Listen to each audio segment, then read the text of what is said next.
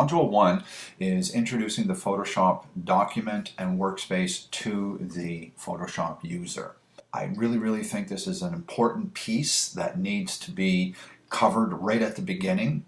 All right, we need to learn how we can efficiently navigate through our document windows using some of the panels, but most importantly using keyboard shortcuts to help us, zoom in, zoom out, and navigate through that window. Now, before we even start doing too much about that with our own images, we need to set up our preferences. And the preferences is just a way of getting Photoshop to, I guess for lack of better words, behave the way we want it to behave. In other words, do you want these dialog boxes always popping up when you do A, B, or C? Do you want to have this go on or that go on? So there's a few things that have me a little bit irked with the way the new things that come out in Photoshop and all that stuff. It's just me, all right? It has nothing to do with you or anybody else. So I'm going to show you how I set up my preferences, and then you can actually, either take it or throw it out and just move on. The other thing is, lesson 3 is Photoshop's color settings. There's a couple of things that need to be addressed there right from the beginning. Ever wonder why your images look great on your computer screen? Or they look great on your camera, you bring them into Photoshop and they don't look as good, or you manipulate them to an extent that you're really happy with them in Photoshop and then you upload them or send them to friends and they go, ugh, that looks like crap. The reason is your preferences and your Photoshop color settings. So I'm going to walk you through and explain to you as a photographer how you should have it set up.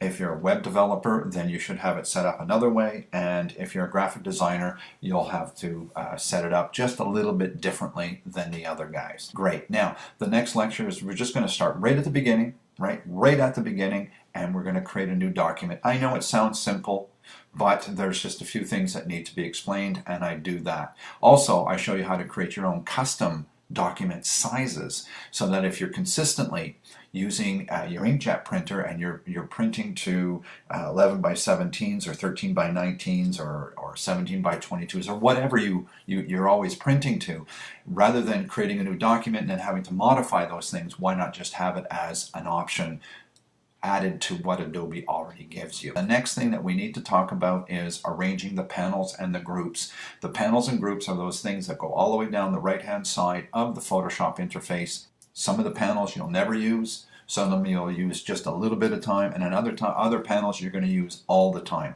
Well, why not get rid of the ones you don't want and only keep the ones you do want? So once you've done that, then we move on to the next lecture and I show you actually how to create a custom workspace. And you can create multiple custom workspaces based on what it is that you're doing at the time to make your workflow a little more efficient. So then in lecture 7, I show you how to actually identify a pixel's color value, and as well I explain how the eyedropper tool works and how you can actually select colors within your document, set them as your foreground color, set them as your background color for whatever things that you're kind of going through. And then lastly, we just touch on file size and resolution. And this thing can be one of the hardest things to grasp when you're first working with digital files. The only thing I can say is follow along. I try to explain it as best as I can. You have an accompanying PDF for every one of these lectures. You've got an accompanying PDF, and I even supply you with the file that you see of the train station on the left-hand side of the screen here. So you'll have your PDF.